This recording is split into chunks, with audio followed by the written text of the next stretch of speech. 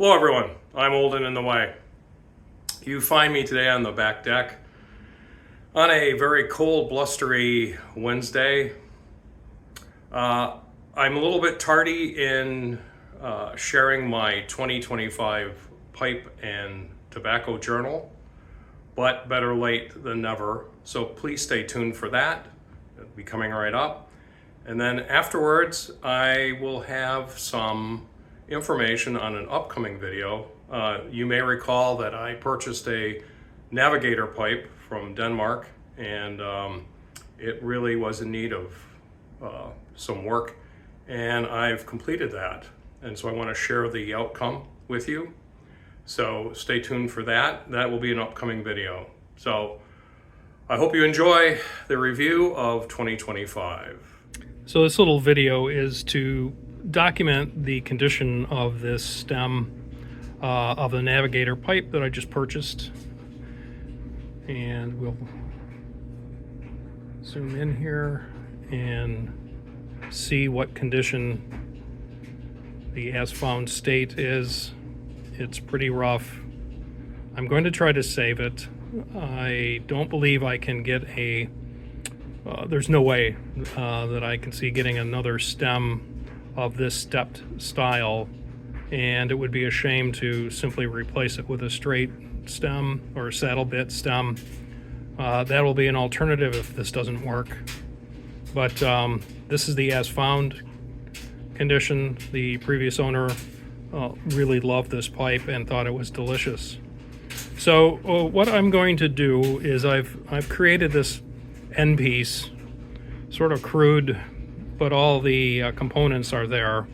The button, the fishtail, the bite zone. I've added a knockout pin to help with release. So the idea would be to fill it with epoxy and position the stem in there, let it cure, pop it out, flip it, and do the same procedure with the other side. At least then I will have a shape that I can play with. I won't be just blobbing epoxy on the end of this thing and kind of flailing around. This would give me a structure that I can at least start with. Hopefully that works. Knockout pin has been added to help release. I'll put another couple coats of wax on here. I don't think I have any undercuts that'll prevent the part from coming out. We'll see. But I just wanted to document this and show you my approach. Welcome to the Old and in the Way 2025 Tobacco and Pipe Journal. I've maintained this same layout for the last 4 years. I did move it from Excel to Drive so that I would have access to it on various instruments, whether it's my phone or my tablet or my laptop. Makes it convenient when I'm out with friends having a few bowls. I can record it live before I forget. I record on the day the blend, the manufacturer, the type, the pipe I smoked it in, including a picture of said pipe, and a note section that I can expand with additional notes if need be. So that is the typical layout. I can record up to 4 bowls a day, which is more than enough for me.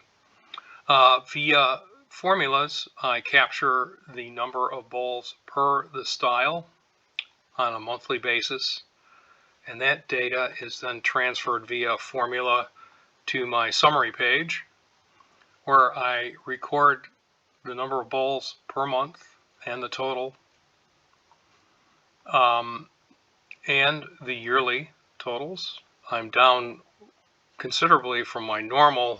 I'm usually 250 plus, and this year was I really slacked off, and I'm going to rectify that in 2026.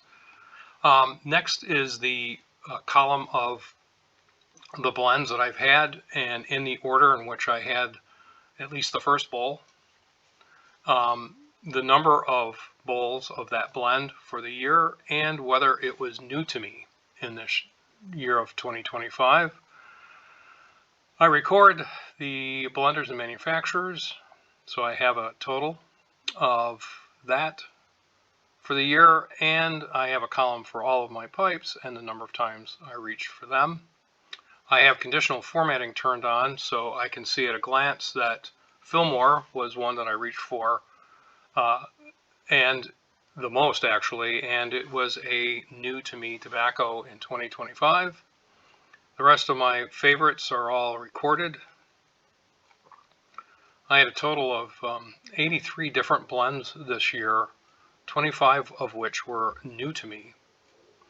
On the pipe front, there are 5 pipes that I gave away this year to good friends of mine, and don't worry, they have been replaced. I'm not culling the herd, I'm just swapping.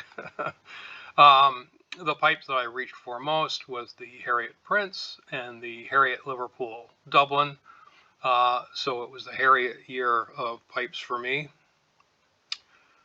Moving on to the next tab, I record in graph form the style of tobacco that I smoked in a month. So this shows that my blue column is English blends, and those were heavy duty blends for me in the cold winter months. And then when the temperature swapped, got warmer, I went to more vapors, which are noted in this gray column. And that held true through the summer, and then as the temperature started to cool, you can see that I went back to my English blends. That has been my MO for many, many years. I am a seasonal smoker. English and Balkans, the heavier, maltier blends, really taste great in cold weather. The Vapors, the Virginias, some of the Lakelands really are delicious to me in the summer months. This is just a bar graph of the blends, the styles, and how many times I smoked them. I tend to like graphs better than columns and rows of numbers, which are pretty boring. I've done the same in this next tab. I've done the same layout with all of my pipes, and a tab to show